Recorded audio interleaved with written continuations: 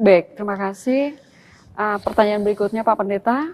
Mengapa banyak pendeta hanya mengkhotbahkan perpuluhan berdasarkan Maleakhi 3 dan tidak pernah menyinggung Ulangan 26 ayat 12? Apakah karena ketidaktahuan atau karena pura-pura tidak tahu? Terima kasih Pak Pendeta buat atensinya. Ya, memang Maleakhi pasal 3 itu adalah ayat yang bicara persepuluhan. Kalau itu dikhotbahkan baik, tapi kalau saudara tanya, mengapa banyak pendeta tidak pernah menyinggung Ulangan 26 ayat 12? Ulangan 26 ayat 12, apabila dalam tahun yang ketiga, tahun persembahan persepuluhan, engkau sudah selesai mengambil segala persembahan persepuluhan dari hasil tanahmu, maka haruslah engkau memberikannya kepada orang Lewi, orang asing, anak yatim, dan kepada janda, supaya mereka dapat makan di dalam tempatmu dan menjadi kenyang. Nah, saya tidak tahu alasannya mengapa mereka tidak menyinggung. Kalau mereka, saya tidak pernah menelitinya, tidak pernah mengikuti khotbah-khotbah mereka. Nah, apakah benar mereka tidak pernah menyinggung Ulangan 26 ayat 12 ini? Tapi pada saat saya membahas, bahkan saya menulis buku tentang persembahan persepuluhan, saya jelas juga menyinggung ayat ini, ya. Nah, kenapa tidak menyinggung? Apakah mereka tidak pernah tahu? Ya mungkin saja tidak tahu, satu. Atau tahu, tapi tidak mau menyinggung. Mungkin karena dianggap bahwa dari ayat ini persembahan persepuluhan kepada orang Lewi, kepada orang asing, anak yatim, dan kepada janda. Lalu berpikir bahwa wah, ini ayat ini bilang persepuluhan juga kasih kepada janda-janda, yatim piatu. Nah, kalau ini dikhotbahkan lalu jemaat kasih persembahannya kepada janda-janda, pendeta-pendeta kebagian apa? Berarti kita tidak kebagian lagi. Maka yang diumbar-umbar, yang dikhotbah-khotbahkan terus itu adalah bahwa persepuluhan itu miliknya para hamba Tuhan. Saya sendiri tidak melihat bahwa ayat ini itu menunjukkan bahwa persembahan persepuluhan bisa langsung diberikan kepada anak yatim atau janda-janda atau orang asing. Tidak. Dari banyak ayat, kita bisa lihat bahwa persembahan persepuluhan itu memang diatur untuk diberikan kepada gereja. Itu adalah tanggung jawab.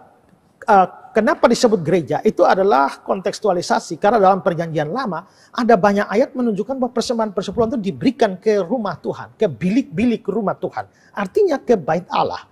Satu tempat. Kenapa satu tempat? Karena zaman dulu kan bait Allah kan cuma satu. Ya. Tapi dalam konteks pada perjanjian baru, maka persembahan itu bisa diberikan kepada gereja. Gereja ada banyak. Terserah mau gereja mana, yang penting gerejanya benar, tidak gereja sesat. Nah, tapi saya juga tidak setuju kalau dibuat aturan bahwa persembahan persepuluhan itu menjadi milik pendeta. Jadi seluruh jemaat berikan persembahan persepuluhan itu menjadi hak pendeta, menjadi milik pendeta. Saya tidak setuju seperti itu. Ya, karena walaupun orang Lewi banyak, tapi umat Israel itu memberikan persembahan persepuluhan ke bilik-bilik rumah. Artinya ke bait Allah. Nanti baru di bait Allah dikelola untuk kehidupan orang-orang Lewi ini. Nah, operasional pelayanan gereja ini tidak hanya makan minumnya pendeta. Tidak. Tapi itu juga untuk operasional pelayanan yang lain. Kehidupan para hamba Tuhan itu hanya salah satu dari sekian banyak yang harus dilakukan. Ya. Jadi menurut saya persembahan persepuluhan adalah tanggung jawab orang Kristen kepada gereja seturut dengan di perjanjian lama persembahan persepuluhan diberikan kepada rumah Tuhan. Nah, tentang ayat ini bukan berarti bahwa persembahan persepuluhan langsung diberikan kepada orang asing, anak yatim, dan kepada janda. Nanti bertentangan dengan ayat-ayat yang tadi saya sebutkan itu. Lalu dikatakan di sini supaya mereka dapat makan di dalam tempatmu. Nah, jadi ini kelihatannya lebih mengarah pada semua persembahan persepuluhan itu diberikan kepada rumah Tuhan. Dari rumah Tuhan itu diatur untuk pelayanan segala macam hal. Termasuk di dalamnya adalah pelayanan kepada orang asing, pelayanan kepada orang miskin, terhadap yatim piatu, dan sebagainya. Dengan kata lain, kita bisa melihat bahwa ini cocok dianggap sebagai, misalnya dalam konteks sekarang ya, ini diberikan pada gereja, lalu gereja membuat acara di mana mempergunakan persembahan persepuluhan juga itu untuk memberikan makan kepada orang asing, kepada orang janda, yatim piatu, orang miskin, dan sebagainya. Jadi menurut saya ayat ini tidak mengajar kita bahwa kita boleh langsung memberikan kepada orang-orang miskin. Kalau ada gereja yang perhatikan orang miskin, saudara salurkan ke sana. Tapi kalau gereja hanya menggunakan persembahan-persembahan hanya untuk pendeta, hanya untuk makan pendetanya saja, ya pendetanya tambah hari tambah kaya raya, ya kalau hanya seperti itu atau uang dipergunakan secara tidak benar, nah saudara bisa mencari gereja yang betul-betul memperhatikan pelayanan-pelayanan termasuk pelayanan terhadap orang miskin dan arahkan ke sana.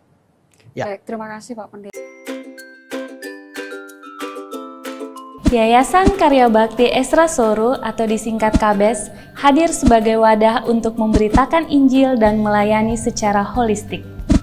Yayasan ini didirikan oleh Pendeta Esra Alfred Soru di Kota Kupang, Nusa Tenggara Timur dan bergerak di bidang sosial dan keagamaan. Yayasan ini memiliki visi menjadi lembaga yang mempunyai andil dalam membentuk kekristenan yang gigih dalam memberitakan Injil serta setia kepada ajaran yang alkitabiah dan melayani secara holistik.